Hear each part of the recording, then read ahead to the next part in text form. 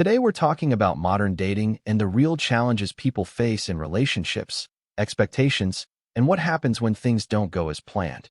Let's get into it. Ex thrive.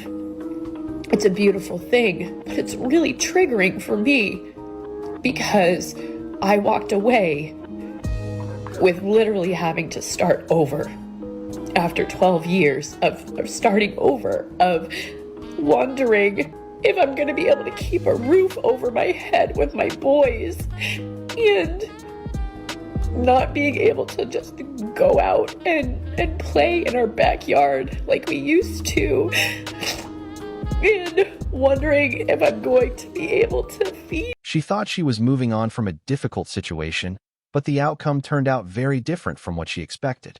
In situations like this, emotions can run high, and both people often see things in completely different ways. One may focus on what was lost, while the other is focused on moving forward. We made $40 million online. Last 2 years, we made $40 million online. What did I tell you, you stupid? After a breakup, it's common for people to look back and see things differently over time. What once felt like the right decision can later feel uncertain. Still, the most important thing is to focus on personal growth, stability, and moving forward instead of staying stuck in regret or comparison. OF model. No. Why not? Too self-conceited. Oh, okay. What do you think, like, workers think too highly of themselves, or they're what? Of course. Yeah. Of course, they're disgracing themselves every time they get on the internet doing that shit. Okay.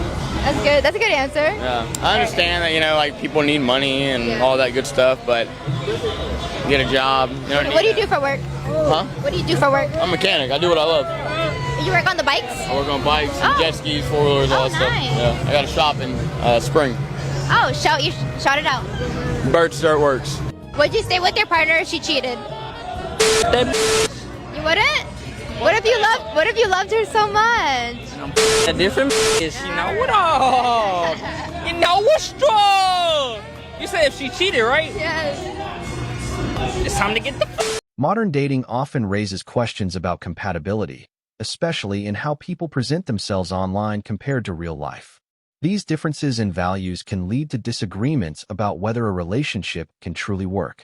In the end, it comes down to personal standards. All of you guys are in college, right? Of course. Would you guys like to be a housewife or independent? Independent. I don't need no man. You don't? There you go. Hey. Independent, but I'll fold if I have to. Okay. What about you? Independent while getting money from a man. So it's like you guys want to be independent and also get all the money Yeah. from your man. If I'm birthing children, yes. Okay. Yeah. If I'm giving a man all the he wants, like, bro. What if he doesn't make a lot of money and you're the one making all the money? He needs to make as much as me at once. Yeah? As long as he gives good.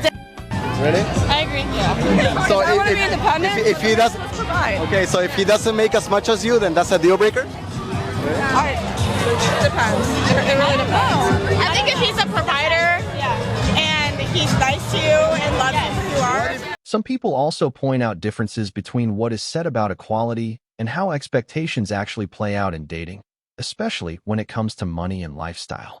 This can lead to disagreements about fairness and intentions. At the end of the day, everyone has their own values, and not everyone will agree on what is fair in a relationship.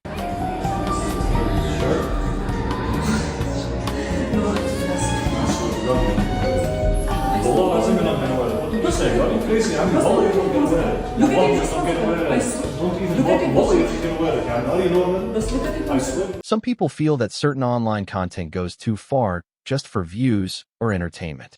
This raises questions about whether it promotes healthy behavior or simply tries to trigger reactions to gain attention and engagement. I'm watching my ex move on through the security cameras. Still has access, huh? My ex and I were together for almost 2 years and lived together for a little over 2 weeks before he ended things, saying he didn't think the issues between me and his family would ever get better. For context, his family is extremely overbearing. They spend nearly every waking minute together, and he wasn't willing to set boundaries when it came to them. After the breakup, I moved out and we went no contact, but I still had access to our security cameras. The very day I left, another girl, his little sister's, 19, best friend, was already there. I had noticed her hanging around a lot right before we split. Since then, I've watched her coming over, staying the night, and the two of them having flirty conversations outside at 3 a.m. It honestly felt like a bad reality TV, and I couldn't stop watching. But I finally saw enough. Last night, they shared a lover's embrace. Not even a week after we had ended a 2-year relationship, and he's already moved on. It appears there may be some difficulty accepting that he has moved on and is doing better in his own life. Situations like this can often bring up old feelings and lead to comparisons after a breakup. Most women actually like men. No, I'm glad that you mentioned that in the book. Another ugly truth that guys need to get through their head. Most women don't like you guys. They just don't. A majority of women do not like a majority of men. However, a majority of men absolutely like a majority of women. And that creates obviously an imbalance. And I would argue that, back to our discussion earlier with feminism, since most women naturally already don't like most men, with technology, women entering the workforce, education, all this other stuff, them being able to provide for themselves essentially in a modernized society where they don't need men, it makes it even worse for men because now they really don't like you and they don't have to deal with you. It used to be a woman would deal with a guy because she wanted to get married, have kids, whatever, she needed him, so she would be willing to deal with a more average guy. Now they make their own money and everything else like that. Now they really don't need men. They never liked us that much anyway, right? And I want to be clear because some people might say, oh, Myra, what do you mean? I am being a bit hyperbolic, but what I'm saying is this. It's not that they necessarily hate you guys, but it's you guys are invisible. Some people believe modern dating has mixed expectations, where communication and intentions don't always match. This can create frustration on both sides. In the end, relationships tend to work better when there is respect, clarity, and realistic expectations from both people. I asked if I could hang out tonight. Molly? The girl you dated before me? Yeah, you're cool with that, right? Totally. No problem with that. What's Molly's last name again? Why, you're not gonna look her up, are you? No, that would be weird. Hey, what are you looking at? What are you looking at? So you're meeting at the park? Yeah, why? No reason. Molly, it was so great catching up. Yeah, it's been really nice. Angela? Oh my god! Molly! I didn't know you guys were gonna be here. I told you we were gonna be here. Well, since we're all together, why don't we just hang out? Many relationship issues come from assumptions or imagined situations rather than open communication. When expectations are not clearly discussed, it often leads to misunderstandings and conflict. In most cases, honest and direct communication helps prevent these problems. Are most girls in general dating for love or lifestyle? Most girls out here are dating for lifestyle. I would say it's probably like most girls now don't care about love, which is really sad. I'm dating for love, but I would say most date for life. Is women single by choice or by delusion? I think now most women are single by choice. Because like I'm single by choice because men are freaking crazy these days. Some people feel that lifestyle and financial expectations can influence how strong a relationship feels over time. When circumstances change, it can also affect how both partners see each other. Still, lasting relationships usually depend on more than money, including trust, communication, and shared values. Date, no. Why not? I don't know. I think it takes a special kind of person to do that. I don't think that's relationship material, honestly. Why? I just don't. I know him. And from what I've seen, it's just not there. It's just not there. What if she's like spoiling you though? No, it don't matter. You can get a sugar mama for that. That's not a... It's true. You know what I'm saying? What about you? I'm going with, I'd rather get a sugar mama. Yeah. I'll chill with that. Yeah, it's not my thing. Okay. Sometimes what looks like a personality issue is actually a communication gap or emotional misunderstanding. Many problems in relationships happen when people struggle to express themselves clearly or misread each other's intentions. Question. You have this guy that you really like, and he tells you, hey, like, I don't want to be intimate with you until I have decided that, like, you're the one I want to be with. In order to do that, I got to sleep with this other girl first. How would that make you feel? But also saying they were just dating. But like, saying that you want to build something with someone implies that you're not having okay, but was she at the time effing him while they were dating for a couple of months? No, that's the whole point. Okay, then that's fair. No, because she was making him wait. She was making him wait. Making him, and he probably thinks she's not having. anyone. I'm just trying to explain to you guys. She said they've been dating for a couple of months. To me, dating is courtship. Bro, wait, hold on, no, hold on, wait. Courtship. Yes. Courtship, chivalry, right? You think a woman another dude while you're courting her, you think she's deserving of courtship? Nah, she's for the streets. If you're a girl and you think you deserve courtship and you're getting your guts rearranged by some other dude, you're not a lady, you don't get chivalry, you don't get courtship, back to the streets you go. Some people believe modern online and celebrity culture has a strong influence on behavior and values. Others see it as a normal part of how media and trends naturally change over time.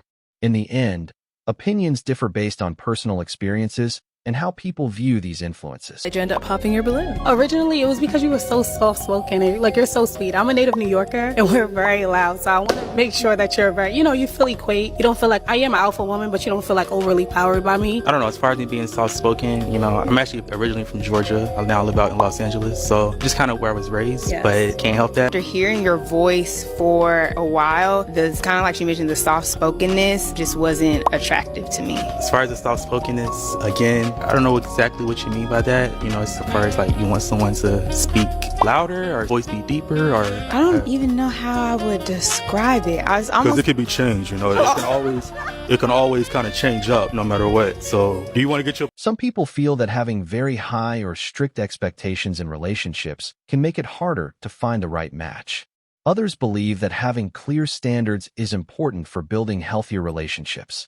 Ultimately, success in relationships often depends on realistic expectations and how well two people align in values, communication, and effort. Next! But I would delete it for you, though. I would delete it for you. If you weren't okay. Delete it right now. Delete it right now? Delete it right now, you win. If I delete it right now, I win? How do I know that you're not lying? Right now, you win. How do I know that you're not lying? I'm not lying. Forward to my mother. I would delete it. No, I will delete it for you, but first we gotta go on a date. I don't like the OnlyFans. No, Why not? No. I already deleted the account. I deleted it. Bullshit. I did. I took a screen recording to show you. I literally did. You gave me the reason to delete it. You had purpose to delete it. I deleted it. Permanently delete your account. Wait. I promise. I deleted it. Well, I hate to break it to you. I'm Indian. I deleted it. I know, but I'm What? Indian. I'm Indian. I like to scam. So you're not picking me? No, I didn't say I that. deleted it for you. I know, but I'm a scammer. Actions in public or online often have real consequences, especially when it comes to trust and reputation. In many cases, respect is built over time through consistency, responsibility, and accountability. If this shows up on your For You page, it's because you like redheads with nice racks, tattoos. Call me picky, but I like eyebrows. Eyebrows are cool. My girlfriend's got eyebrows, and now I realize how great. She showed up with a strong attitude, but didn't seem fully prepared for how things would actually unfold. The moment didn't go as expected, and instead of confidence, it came across as a bit awkward. Local things I want in a man. Number 1, height. My man's gotta be above 6'2". My last 2 boyfriends were 6'3". Both of them. And they were jacked. And they looked really good. How am I supposed to downgrade from that? So, unfortunately, my next man will have to be 6'2" and up. Number 2, you can't have a gut. I need you built. I need you fit and going to the gym multiple times a week. I'm sorry, I'm just not gonna date a fat guy. If I can be in the gym 5 days a week and be fit and care about how I look, you can do it. Number 3, he cannot have a salary cap. Whatever career he's in, he needs to have multiple streams of income, and we need to be able to make as much money as possible. That's why I will never date a guy who works in corporate. What is your 100K salary cap gonna do for me? The max you'll ever be able to get to is what, 150? Yeah, no, we're good. I need you in a career that is going to make us money. I am a lover of luxury. I like expensive things. I like expensive vacations. So will you, if you're my man. So we need a career that can support that. Number 4, whenever we travel, he's got to be flying his business. I'm sorry, we're not sitting in economy together. It's just not happening. Again, this is where the lack of salary cap is really gonna help. And number 5, he's got to have a really nice watch. I'm not really impressed when I hear somebody has a Rolex anymore because those can be really cheap. I would much prefer if you had an AP or a Patek and maybe multiple of them. The Rolex can be your day watch and it still better be 50K plus. The type of partner someone is looking for can be very specific, but real compatibility depends on both people meeting each other's expectations. In the end, Relationships work best when values, effort, and communication are aligned on both sides. Today at the gym, I'm on the leg press machine. It was my last set. So I was taking a break. Some girl comes and she goes, how many more sets do you have? So I was like, I only got one more and I'm done. She was like, all right, cool. I had 4 plates on each side. I go do my set, I get up, and as soon as I was walking away, she goes, excuse me? I was like, yeah. She was like, so you're not gonna take the plates off? I was like, why? She was like, because it's too much and I'm literally just a girl. Like, what does that even mean? What does that mean? Someone help me understand. What does that mean? I'm just a girl. So what? You're just a girl. Oh, I'm supposed to just take off all the plates. Matter of fact, let me help you with your set. Matter of fact, like, what does that even mean? I'm just a girl. It's like no female wants to do anything anymore. It's like, oh, sorry, I have an exam, but could you take it for me? Like, I'm just a girl, though. Like, yo! Some excuses may no longer hold up once people reach adulthood and face real responsibilities. At that point, clear communication and taking responsibility for one's actions become important parts of any situation. Yeah, just going with the girls. No, you can't. That's not like appropriate. What? Yes, it is. No. No, it's not just shorts. No, come on. Well, I know we're friends. Like, give me a break. Alright, that's better. It's 100 degrees. Alright, it's not 100 degrees. It's like it's 100. 80. You're good. Alright. Have a wonderful time. It's 100 degrees. It's the sun's out. Some people feel there is a gap between wanting support in a relationship and how actions are seen in public or online. When expectations and reactions don't match, misunderstandings or criticism can easily happen. Usually, open communication and mutual respect help prevent these issues. Born 10 years ago. Yeah, so you're currently 19, right? Yeah, so 29. What? What decade was World War I? I don't know, Brian. Guess. You gotta just guess. 1860s? Just throw out a decade. 1840. 1840s. Okay, what about you? 1810. 1810s, there you go. 1930s. 1810. What was the primary decade of World War II? I don't even understand. Well, what did you say for World War I? 1810s? So obviously, look, I'll be fair. World War II happened after World War I. 1920. Name 3 Kardashians. Kendall Jenner, Kylie Jenner, and Kourtney. In relationships, expectations about effort and contribution can differ, and when they don't match, conflict often follows. Many people want a sense of balance where both partners feel they are giving and receiving value. Clear communication is usually the key to avoiding these misunderstandings. Just realized about relationships. A guy starts off by putting 100% in the beginning of a relationship. And over time, that will slowly go down from like 100 to 95 to 90 to 80 to 85. And then you notice, and you only notice when it goes down to like 75 or 80%, and then you say something. And then when you say something, he puts back 5% effort and you're content. You're like, okay, he put in some effort, but it never goes back up to 100 or 90 or 95. It just goes from like that 75 to 80. And then it goes back down again to like 70. And then it goes down to 60. Long story short, it'll just go back down to 10% when it started at 100. I'm not saying all men do this. Correct me if I'm wrong, but as a woman, I feel like we invest more time and put in more effort as the relationship goes on because it becomes more and more serious. Moral of the story, if you're dating a guy and he starts off at 100% effort and you're noticing over time it's slowly going down, I just think that you deserve better. When effort is not balanced in a relationship over time, it can create frustration if one person feels they are doing most of the work. If expectations and contributions don't match, it often leads to distance or even separation. Most relationships do better when both people consistently put in effort and openly talk about their needs. I know some exes seem like they're living their best life after the breakup, and how long does this last? And this is a great question, and it might hurt a little bit.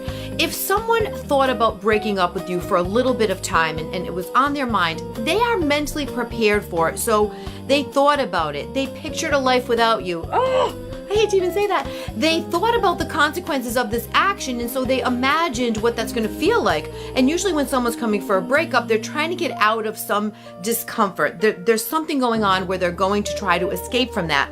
But what happens is they go out and they try to immediately rebuild a life. So you may see them doing things like traveling when they never really traveled much, going out with friends when that wasn't something they necessarily did, having all these new life experiences and seeming like they're doing great. And for a little while, they may be. Oh, stop telling. But in a little bit of time, when that newness wears off and that new life is not actually what they thought it was going to be and everything kind of settles, they sit with their moments in time where they really miss you and they think about the breakup and they go over it in their head. So don't feel like you're so alone in this process. You may feel very alone at the beginning when they're on a path of rediscovery, but over a little bit of time, they also are going to have to sit with the ending of that relationship, because even if it's the crappiest relationship, it's an ending, and endings are felt. There's a loss, it has to be mourned, and there are a ton of good things about you that they are going to miss every single day. So it may look like they're living their very best life, and there's a good reason for that, but as with anything else, it all settles down, and you may look like you're living a pretty good life. You're probably going out, you're probably doing your thing, you're trying to get back to life. No one knows what's going on inside of your heart and your head. I do. So the outside does not always match the inside. Give everything a little time to play itself out, and then you're going to see a big change. People usually don't leave relationships without a reason building up over time. Ongoing tension, repeated complaints, or unresolved problems can make someone feel drained and eventually step away to protect their peace. Most of the time, it's not about one moment, but repeated patterns that affect the connection. My boyfriend cheated on me and left me for another girl, so I had to get an epic revenge. The 13-hour flight to the US was horrible. I was devastated. I couldn't stop crying. I couldn't eat. I couldn't sleep. It was horrible. But it wasn't as horrible as the feeling that I got when I first walked into the apartment that we shared for 4 years. For the first time ever since breaking up with a guy that I was insanely in love with, I genuinely thought that once he came back, he would want to get back together. But turns out that after a month of me thinking about him and thinking about us rekindling our romance, he was making it official with the girl that he cheated on me with. They made it official just after a month.